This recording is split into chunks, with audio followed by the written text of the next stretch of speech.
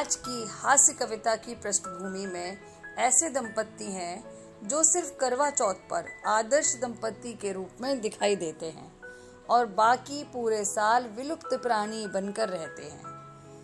आज की यह हास्य कविता विशेष रूप से उन उपवासी स्त्रियों के लिए है जो अपने पतियों के लिए निर्जला व्रत रखती हैं। चलिए शुरू करते हैं आज की हास्य कविता आदर्श दंपत्ति और करवा चौथ।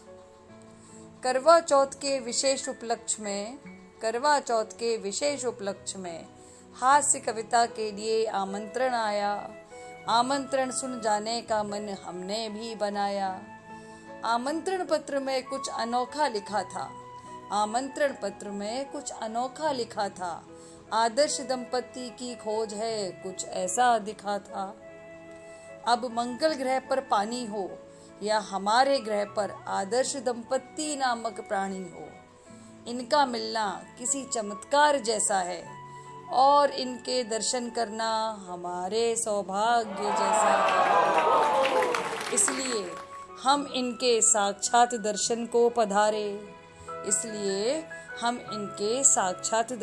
पधारे और वो चले आए हास्य रस सुनने के साथ। तभी सौभाग्यवती स्त्रियों की विशेष फरमाइश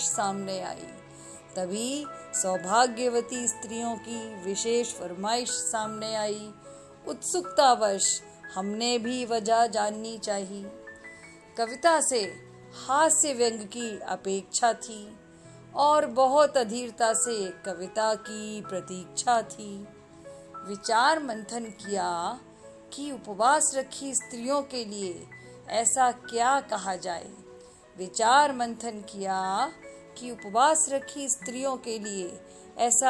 कहा जाए कि निर्जला व्रत में अमृत का काम कर जाए। सलाह के लिए श्रोताओं से पूछा कि अमृत मंथन के लिए विषय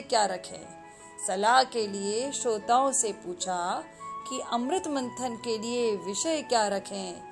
तभी गृहिणियां एक सुर में बोली, अरे पतियों पर ही कुछ कहें। मैंने कहा, पतियों पर तो 365 दिन आप कहती हैं, एक दिन के लिए उन्हें अवकाश क्यों नहीं देती हैं। जैसे ही सुनी पतियों के लिए विशेष अवकाश की बात, बोली, इस मुद्दे पर हम नहीं हैं आपके साथ। असहमति की व्याख्या कुछ इस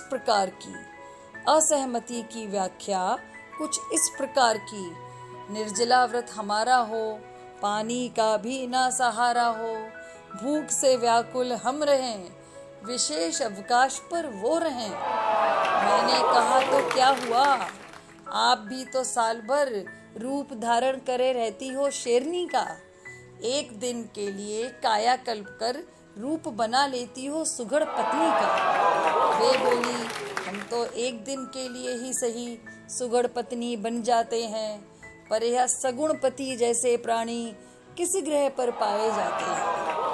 उनकी बात सुन होश मेरे भी उड़ गए और एक हास्य कवित्री के माथे पर बल पड़ गए। मैंने पूछा, क्या यह हास्य सम्मेलन का ही स्थान है?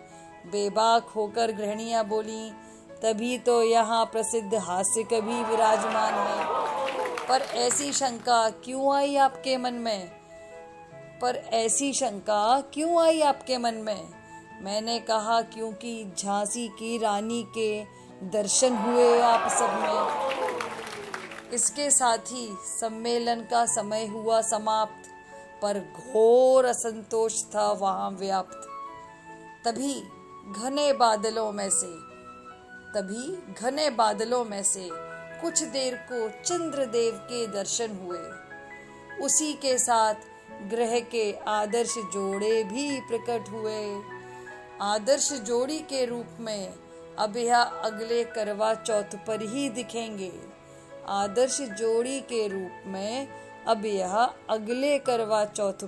दिखेंगे।